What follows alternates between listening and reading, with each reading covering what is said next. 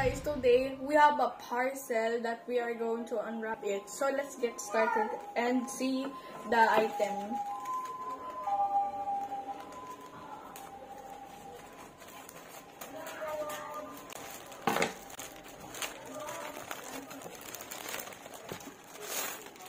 Wow, ang ganda. Plain shirt lang. Yeah, pwede lagyan siya guys, ang cute.